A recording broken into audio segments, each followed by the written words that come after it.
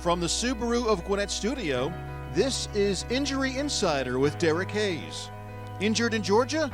Make the right call to the law office of Derek M. Hayes at 404-777-HURT. Injury Insider is presented by Status Home Design, your one-stop shop for all your home and gift needs. Hello and welcome to Injury Insider with Derek Hayes on Business Radio X. We are broadcasting live from the Subaru of Gwinnett studio in the Sonesta Gwinnett Place Atlanta Hotel. This show will answer legal questions and debunk personal injury myths with insight and expertise. For nearly 25 years, Derek Hayes has exclusively represented injured parties in Georgia. Now he'd like to put that knowledge to work for you. My name is Lita Brooks, and it's my pleasure to introduce the star of the show, Derek Hayes. Good afternoon, Derek. Good afternoon. Good to see you again. Thank you.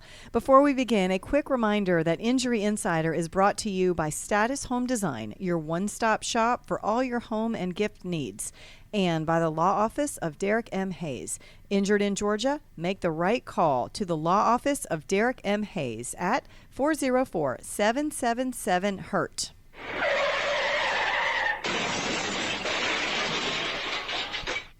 On the last episode of Injury Insider, you started the first of a two-part series regarding social media, something all of us use every day. And if you're not, you're probably hiding under a rock, right? I was going to say, everybody's addicted, I think, to social media these days. Especially with our smartphones.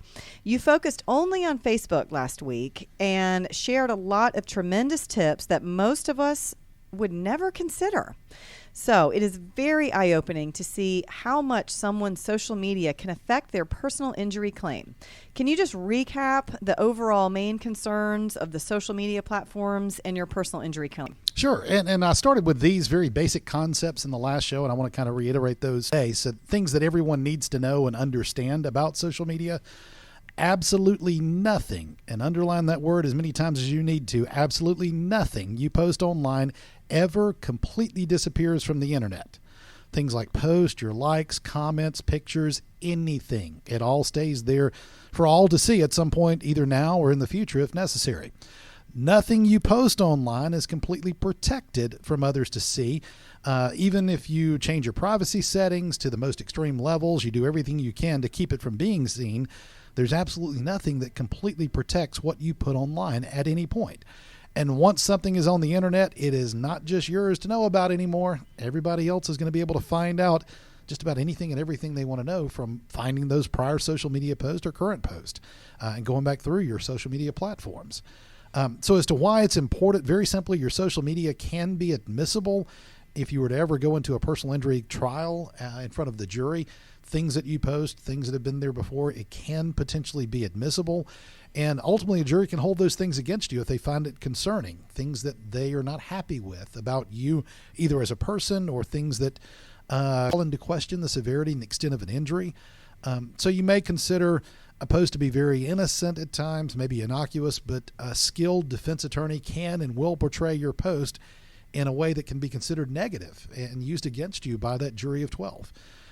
As far as social media is concerned, they're going to ask you about it, meaning the defense attorney. They'll ask you for the usernames and passwords. They'll review everything that's there. They'll take screenshots early and often. So not just initially when the claim starts, but through the course of your claim. They'll look for other posts that you make while you're actively treating or pursuing that claim or going through the litigation process.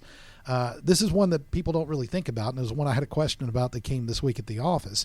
They can and will potentially send you a friend request, either someone directly connected to the insurance company or potentially somebody connected to the defendant. They'll send you a friend request. It may not be somebody you recognize. I don't know if it's an ego thing, but people will sometimes accept friend requests from people they don't know.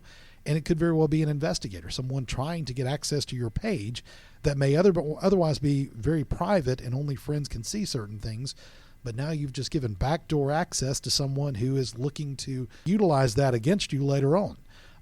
They're constantly going to check it. I can't stress that enough. They're always going to be looking.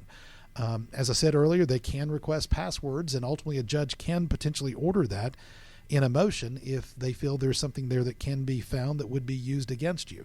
And also, too, something that, again, people don't really think about are deleted posts. if you delete something and you think it's disappeared forever, well, ultimately it can be accessed, it can be brought back, and it could be portrayed as if you were trying to delete to hide some evidence, some negative comment, negative picture, something that would potentially be used against you. So even if you delete it, the fact that you deleted it could be used against you. And Facebook Messenger conversations, be careful, be apprehensive in discussing the severity of your injuries, your treatment, how a wreck occurred, those kind of things, because those messenger conversations are also likely going to be looked into to find out a lot more about what you're telling people. Wow. It's very eye-opening. And things, if you've never had a wreck, you post, you would never think about any of these things, but they are extremely relevant. I give this lecture to my clients every time, and they all say, well, I didn't think about that. Or can they really do that? The answer is yeah, they can. They can ask you for your username and password, There's potentially. Certain times with it's called motions in limine, motions prior to trial, or even during the discovery process itself, where they can look into social media and potentially file a motion for a judge to rule either in your favor and protect it or against you and require you to disclose that password. Wow. I know it's a little separate story, but I had lost all the information in my phone. It did a backup or something, and when I called Apple, they gave me it wasn't a website or an app. They said, download your phone into this. And every single thing, every text, deleted picture, every website I had ever gone to, everything showed up. They pulled everything out of my phone. It was amazing. And I was grateful for it because it was truly just a lost data conversation. But I see where if a defense attorney could get that app or any app like it and just download your phone and all your social media. Yeah, and I know this isn't a criminal show, but ultimately, a lot of crimes are solved by cell phone pings.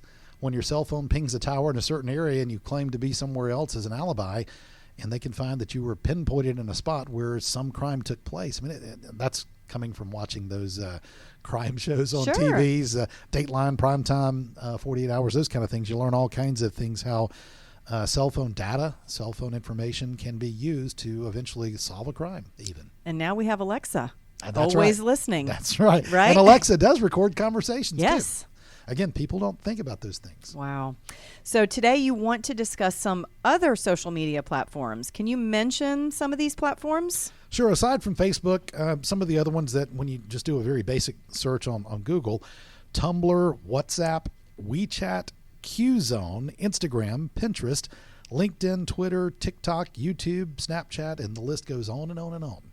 But just very simply, I did a quick search, and some of those I've never heard about. I don't know if you have or not, but Qzone, I have no clue what that is. No. WeChat, I may have heard that term before, but again, I have no idea what that is.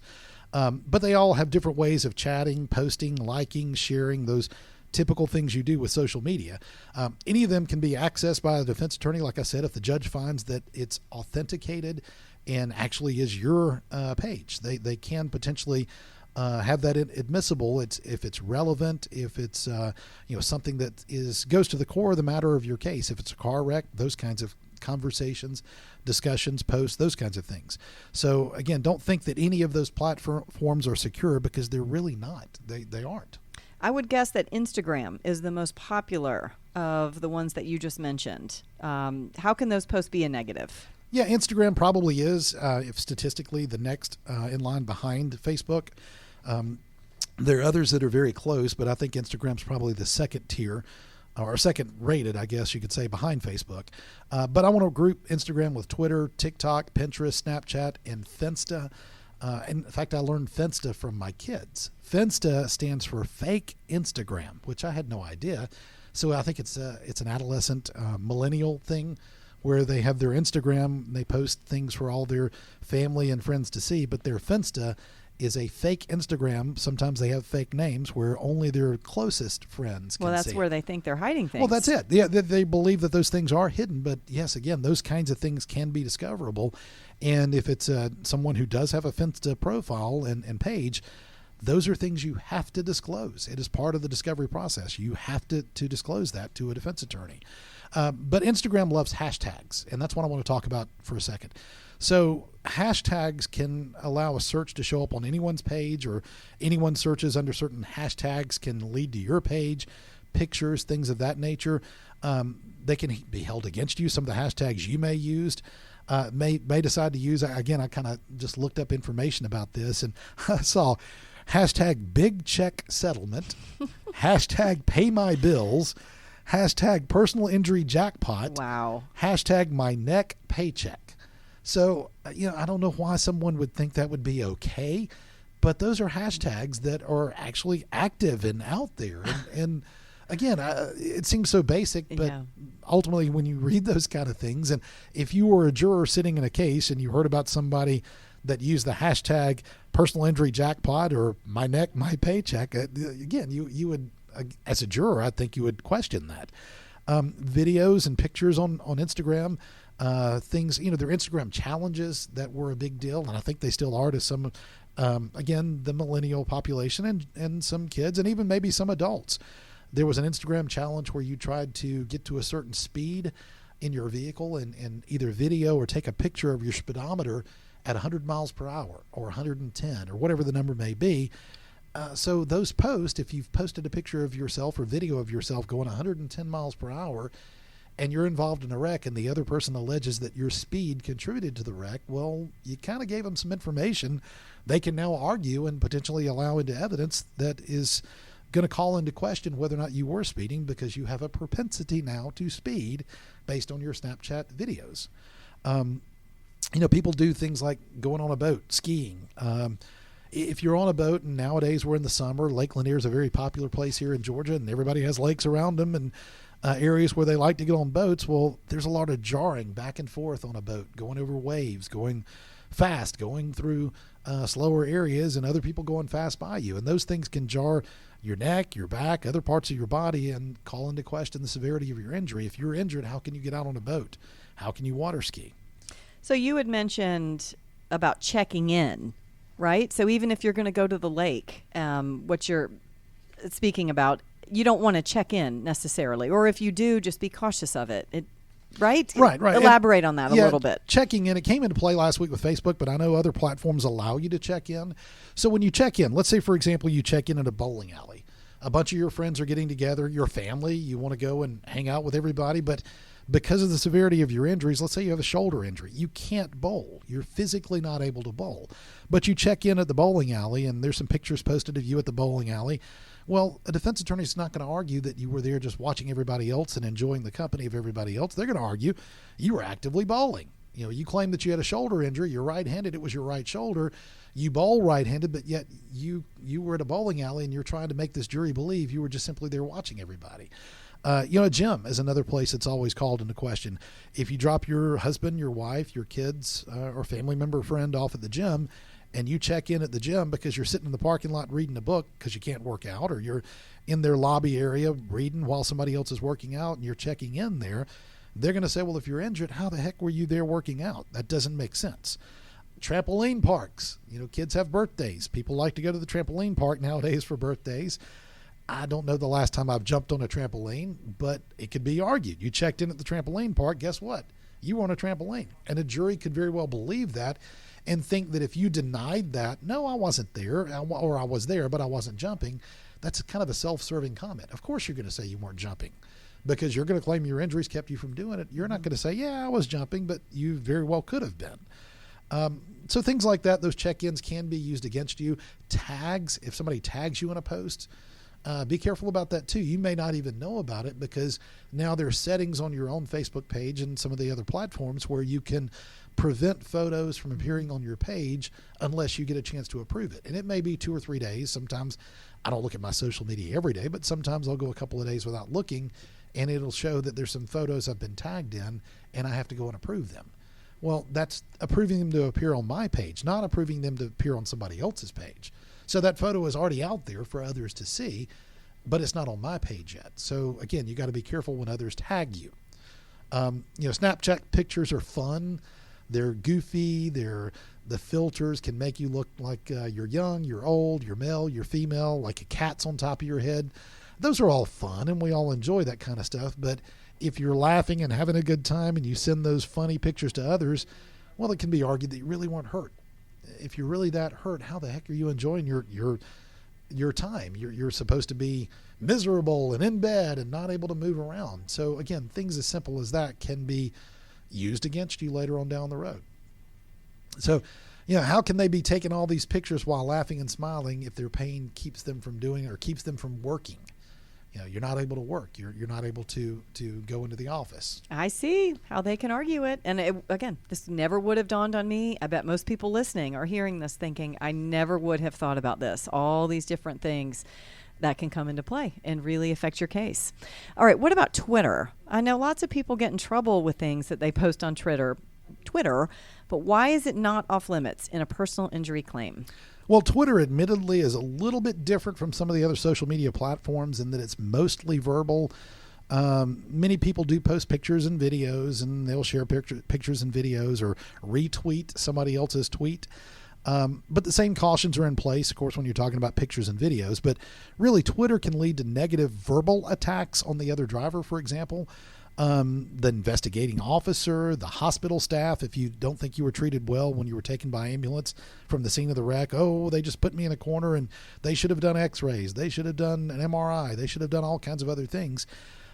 You start doing negative Twitter comments about the doctor if you're not happy with your doctor, or the insurance company, things where you attack verbally some of those people that are intricately involved in your claim. Again, that could portray you as mean-spirited, and jurors don't like mean-spirited people or unlikable people. They don't like to give money or award verdicts to someone that plain and simple. And again, Twitter can be very fun. It can be very innocent. It can be very useful, but just don't talk about your car wreck claim there, your injury claim. There's no reason for that. Let's leave it off the table. Sure, right? Absolutely. Let's move on to YouTube. This is the story, the one that you teased at the end of last show. I understand a self-proclaimed YouTuber, I put that in quotes, right, decided to make a video about his experience after causing several wrecks. Tell us this story. Well, I learned that YouTuber is actually apparently a career now.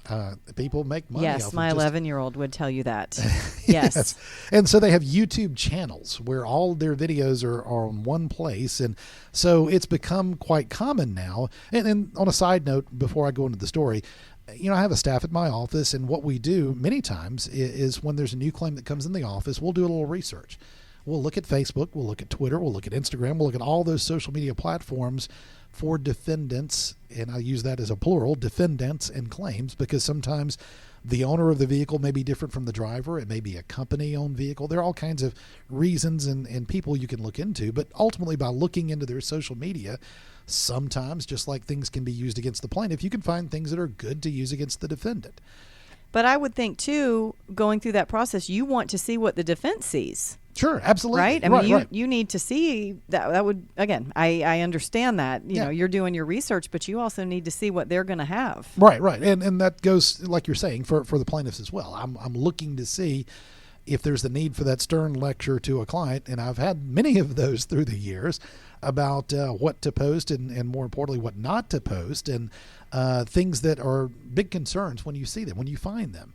I'll say this real quick too, that when we look at the social media platforms and things of the defendants and we learn stuff, it's amazing how quickly, though, that stuff tends to disappear.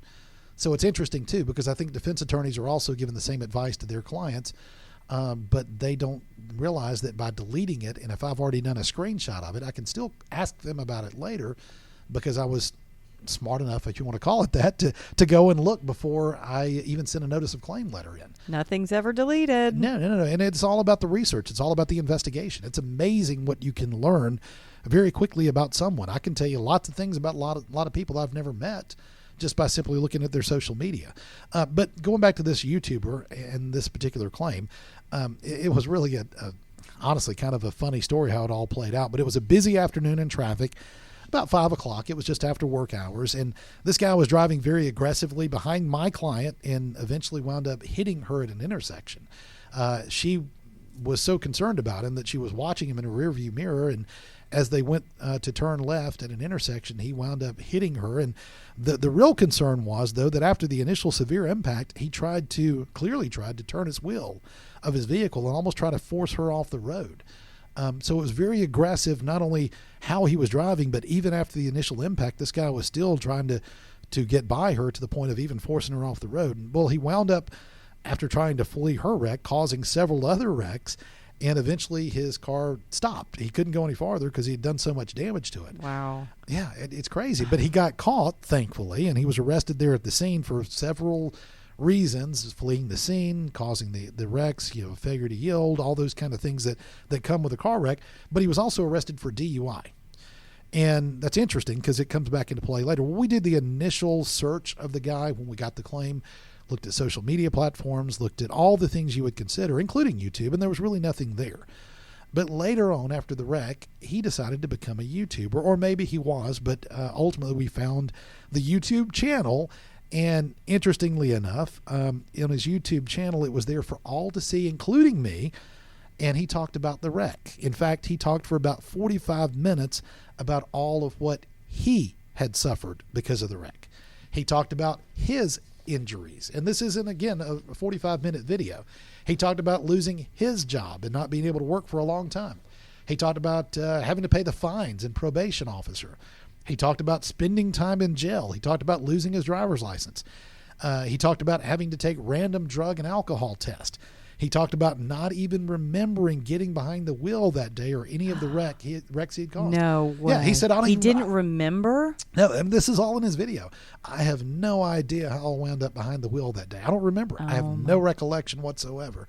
I was so drunk, verbatim, I was so drunk, I don't even remember getting behind the wheel. But here's the real interesting part to this, and the part that, of course, caught my attention. At no point in that 45 minutes did he talk about regret for what he had done to others. Instead, he talked about the regret for getting caught. Unfortunately, I got caught. If you do this, don't get caught. I mean, there was multiple ways you could phrase that. And he did. It was all 45 minutes of the poor, pitiful me. Look what I've had to go through. Poor, pitiful me. Look what I'm having to pay for. I've lost my job. I've lost my relationship. I can't drive right now. I have to go to see my probation officer. I have to take random drug and alcohol test. Oh, this is awful. Oh, so hang on just a second. So you started the story because you're representing the plaintiff. Correct. One of the people that he hit, and there were multiple wrecks. Wow. Were there injuries? Yes. Was she okay? Right. My client was, and I can't go into the details about the injuries for her, but ultimately she was injured, and there was a claim, and the claim was resolved. But the point is, though, that in the research, these are the kinds of things that are beneficial to me in pursuing that case, because I can assure you there is absolutely no defense attorney out there that would want to go to trial and have this YouTube video played for the jury, which it could be, very simply, to show the mindset of this guy following the wreck. It was all about, again, poor, pitiful me. Look what I've had to deal with. So I guess if you look at the opposite side of that, he never talked about the other individuals. And there were multiple wrecks. He never talked about the other individuals that he had injured. He never talked about their medical bills. He never talked about their missing time from work or from their families while they recovered. Some could very well have been in the hospital. They could have had to go through surgeries. I don't know the severity of the other people that were involved in the wreck, but I do know what my client had to deal with. He never talked about how he could have killed someone. There was no regret about, I could have killed someone. I should never have done this. He never talked about the other people's cars being totaled or damaged or having to be replaced or repaired. He never talked about the poor decisions that he made that day other than the regret of getting caught, which, again, the way you phrase that, if you're going to show true regret, it's not, I regret that I got caught. It's, I regret what I did to others. I made some awful decisions. I made some choices that were terrible. And look what I've done to others. Instead, it was poor, pitiful me. So he never even talked about educating others to not make the same mistakes. I hope people learn from what happened to me. Not, I hope you learn and don't get caught, which is kind of the way it was phrased. It was more, I hope others, he should have said, I hope others learn from what happened to me and ultimately don't make the same mistakes that I did. So how did you use that video to help your client? Well, as I said, I brought this to the attention of the adjuster, and ultimately the case settled almost immediately because, as I said, there's no defense attorney out there that would want to go to trial and have this guy on the witness stand in a video played for the jury to see, and realizing that the remorse factor is just not there. And on a side note too, this is kind of an insurance issue. I'm not going to name the insurance company. I would like to, but I'm not. But because there were multiple wrecks, all of these were different wrecks. One wreck occurred, he fled, he caused another wreck, he fled, he caused another wreck. So they tried to group all of these wrecks together and say this was one act. So in a case where you have, say, policy limits of $25,000 per person, $50,000 per occurrence, if this is all grouped together as one simple wreck, as opposed to separate wrecks, then for the entire course of those multiple wrecks, it would have been a total of $50,000 maximum that they would have paid on this claim. With an attorney involved, thankfully, I was able to draw to their attention, no. These are separate incidents. He caused the one, he fled. Then he caused another, and he fled, and then another. So with that being said, as opposed to, again, as an example, $25,000 per person, $50,000 per occurrence, as opposed to spreading that amongst multiple people and multiple wrecks, that was only as to my client for that one individual wreck. And then they had limits to deal with in the other wreck. And then they had limits to deal with in the other wreck. So again, these are tactics and, in my opinion, bad things that insurance companies will do to try and avoid paying the true value of anyone's claim. If you talk about social media and how it can harm, I mean, this is a perfect example of how that harm can go and will go either way. Well, I bet his defense attorney wanted to wring his neck, right? Oh, I'm sure. Yeah, the adjuster, everybody else Yeah. that saw that video. And I even, in a phone call to the adjuster, I said, well, I'll tell you what, before we start talking about this claim and start the negotiation process, I want you to do something real quick. Go to YouTube and search this. And then once you've watched this video, give me a call back and we'll talk. And so it led to the case settled. Sure.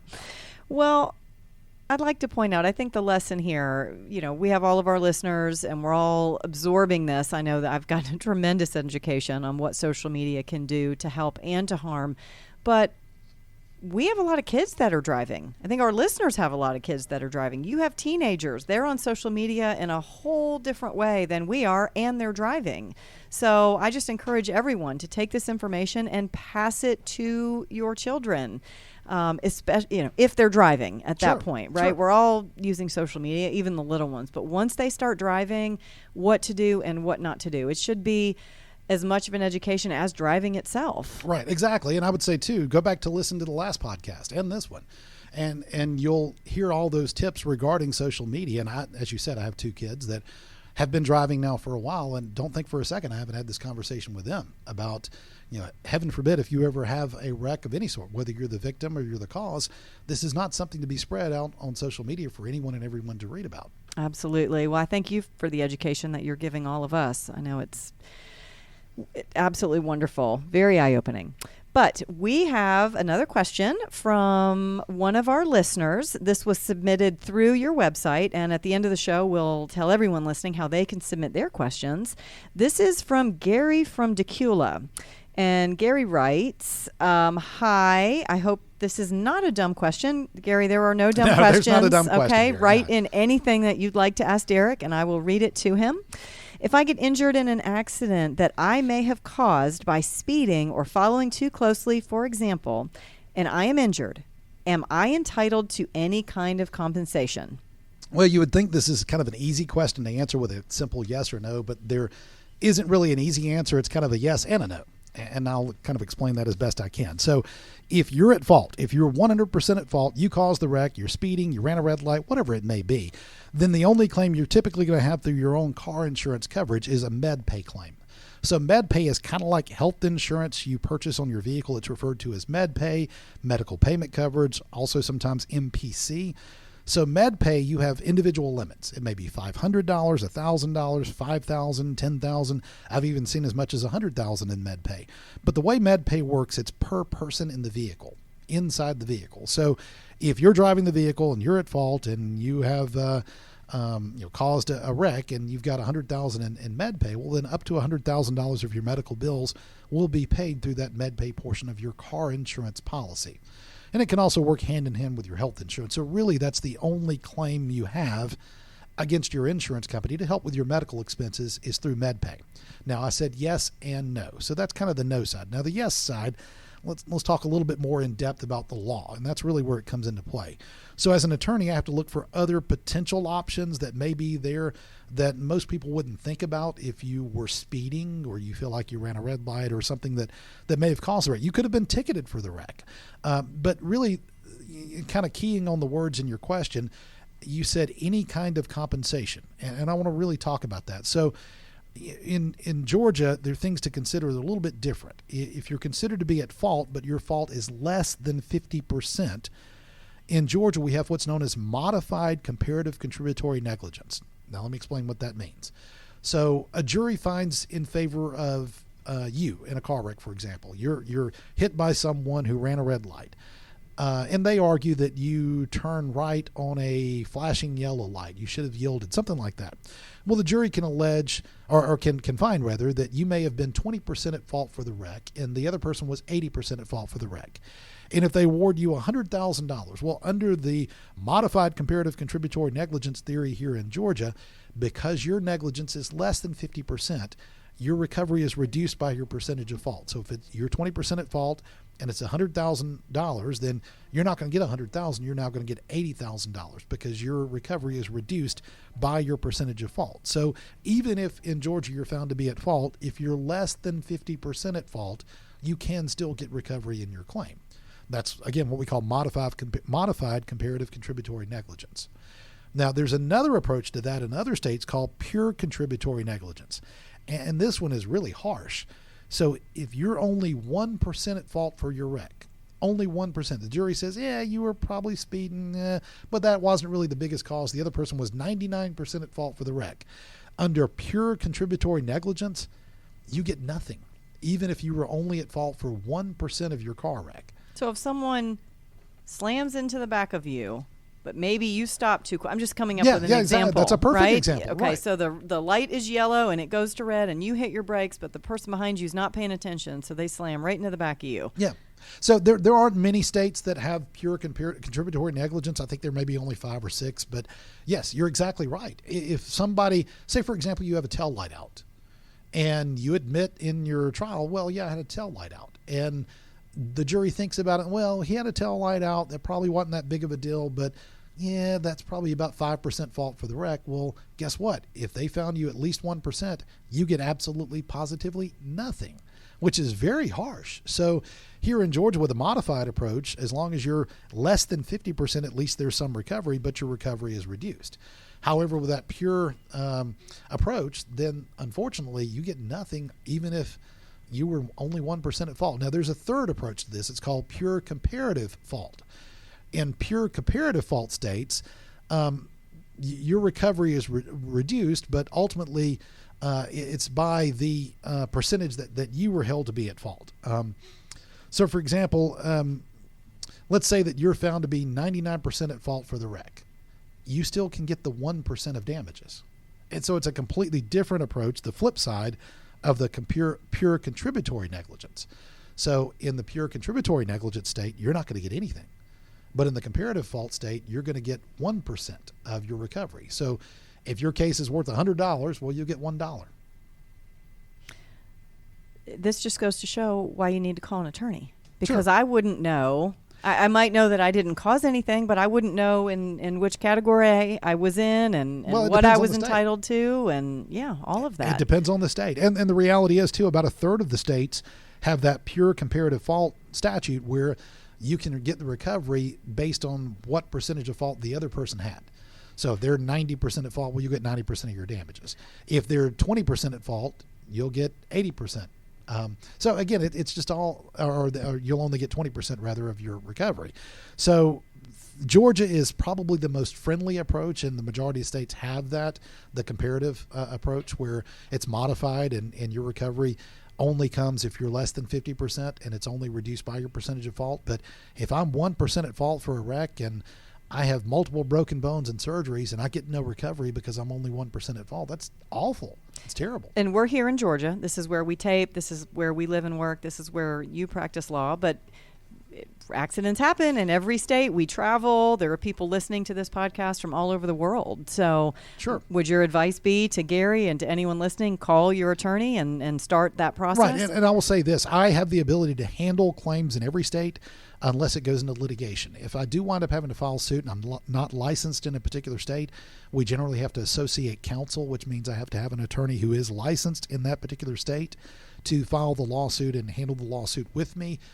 So you can only file in states where you're licensed to practice in those states. But you can handle claims, as I have through the years in many states. I've handled claims in California, Michigan, all over the North in Florida and Alabama, Mississippi, neighboring states. So I've handled cases throughout the country. In fact, just yesterday, ironically enough, I had a call from Nevada. A lady from Las Vegas called my office about a car wreck that occurred out there. And great. She lives there, but she found me, honestly, through the podcast, which was really interesting. So I appreciate that. If you're listening, I appreciate you contacting my office. So the point is, though, that those are the kinds of things that attorneys need to be aware of and look into to know whether or not it's going to negatively affect the ability to recover on the claim. All right. We're getting ready to wrap up, but we've got the most important part because someone contacted you from Nevada. How can everyone listening, how can they reach you? How can they find you on social media? How can they submit their questions to the podcast and or the website? Yeah, if you think you have a potential case, call my office. My phone numbers are 404-777-HURT or 678-225-0970. You can email me. You can look at the link on my website, which is DerekMHayes.com. It's spelled D-E-R-E-K. The letter M is in Matthew, and Hayes is H-A-Y-S. Everybody puts the E in, but you got to leave the E out. So DerekMHayes.com.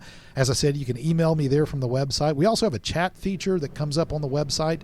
So if you want to chat about your case, the chat box will come down and you can type a question, and I'll be the one directly responding to that. I'll be able to answer your question and reach out to you by phone and continue the conversation. You can also, too, look at my Facebook. It's Derek in the Law Office of Derek M. Hayes, Instagram, the Law Office of Derek M. Hayes, and even Twitter. So we've got all those social media platforms. We talked a lot about them. Well, we use those as well for the purpose of getting the firm out there. Yeah, social media, it doesn't have to be all bad. You just have to be conscious about what you're posting and, where you're checking in and who's tagging you and all of those things that you've covered in this two-part series. Very educational. I know I've said that. Thank you so much for your knowledge and bringing all of that to us. Thank you for your time. We absolutely appreciate it, and we look forward to the next show. I know it's you're going to always be fun. Bringing us more of your fantastic legal education. Yeah, I think I have some thoughts for the next show, but I don't think I'm going to do a tease yet. We'll just have to wait and see. All right, perfect. Well, thank you so much for joining us on Injury Insider with Derek Hayes, presented by Status Home Design and the Law Office of Derek M. Hayes. Don't forget that you can enjoy any of our episodes anytime by visiting businessradiox.com, selecting the Gwinnett Studio, and then clicking on Injury Insider with Derek Hayes. This program is also available on your favorite podcast app. Until next time, for Derek Hayes, I'm Lita Brooks, and you've been listening to Injury Insider on Business Radio X.